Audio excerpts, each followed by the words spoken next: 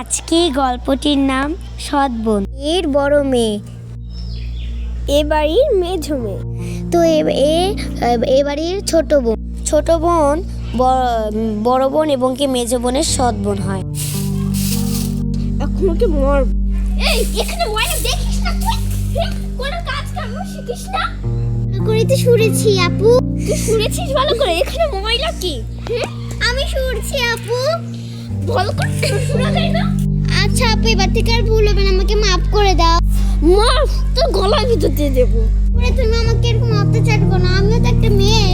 তুই মেয়ে নাকি? এই মেয়ে বলো তুই কি মানে ঝাড়ু দিয়েছিস না তুই? এখানে আয় তো। হ্যাঁ কি হয়েছে আপু? দেখ তো এ কি করে ঝাড়ু দিয়েছে? এরকম ভাবে কেউ ঝাড়ু দেয়? ওই ভালো করে কাজ কাম করতে পারিস না? হ্যাঁ ভালো মতো কাজ কাম করতে পারিস? কাজ কামে মুরুদ নেই। খাওয়ার বেলা তো একদম গিলে গিলে ভালো মতো বড় বড় করে খাওয়ার বেলা এত এত করে খেতে পারবি। কামের না মিথ্যা কথা বলো, তুমি কেমন ভাতই দাও না? হ্যাঁ ভাতই দে না, ভালো মতো কাজ কর। মিথ্যা কথা বলো না, একদম দেবে ভালো মতো কাজ কর। আমাকে সবাই অত্যাচার করে, আমি কি হয়ে এসেছিলাম এই বাড়িতে? এই টমেটোগুলো ছিঁড়ে নিয়ে আয়, রান্না করবি। তাই টমেটোগুলো ছিঁড়ে আনি। এ মা, এই টমেটোগুলো তো কাঁচা, যদি না নিয়ে যায় আপু তো অনেক রাগ করবে। যাই আপুকে একটু বুঝিয়ে আসি। এগুলো কাঁচা, তুমি কাজ করে আমাকে টাকা দাও, আমি বাজার থেকে কিনে আনি। এই টাকা কি তোর বোধ দেয়? এগুলোই নিয়ে রান্না করবি। কিভাবে রান্না করবি তুই যা। এই কি হচ্ছে আপু? দেখ না টমেটো নেবে না, বলি কি কাঁচা।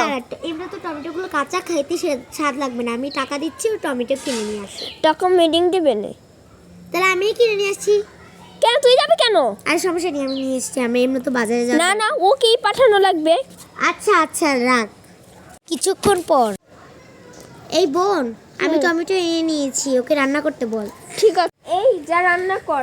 না আমি রান্না পারি না, আমি ছোটবেলা থেকে একসাথে একরকম বড় হয়েছি, আমি কখনো রান্না করি না। রান্না করেছে খাবার বলতে মুঠে মুঠে খাচ্ছে, এখন রান্না করবে পারবি না? যা রান্না কর।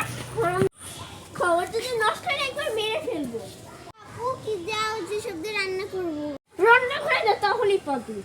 রান্নাঘর কোথায়? রান্নার কিছুক্ষণ পর, এই ওইখানে যে বোতলগুলো পড়ে আছে তোর গায়ে লাগছে না? তুই খালি গিলতেই করো না। আমি যাচ্ছি। সবাই আমাকে অত্যাচার করে, কোন বাড়িতে এসেছি? এখানে কেউ ভালো না, আমাকে কেউ ভালোবাসে না। মা বাবা যদি থাকতো এখানে আর কাজ করা লাগছে না। কোন বাড়িতে এসেছি আল্লাহ জানে, ভাগ্য কপালে কি আছে আল্লাহ এর বিচার করবে। আপু আপু আপু শাড়ির মতো গলা করে চিল্লাচ্ছিস কেন? আমি কি বাঘ নাকি শিখবো? আমি শুনবো না। আমার শেষ কাজ ওই ফাঁকছি, যাই ঘুরে আসি। সৃষ্টি দেখ পড়ে গেছে এদিকে। আমি যেতে পেতে পারবো না, আমি এখন টিকটক বানাবো, বুঝেছিস? আপু তোমার কি হলো? পড়ে গেছি। ওঠো। তুই আমার সৎ বোন হয়ে আসলি, তোর মতন ভালো আর কেউ আমাকে পাশে না। এখান থেকে গল্পটি শেষ হয়ে গেল।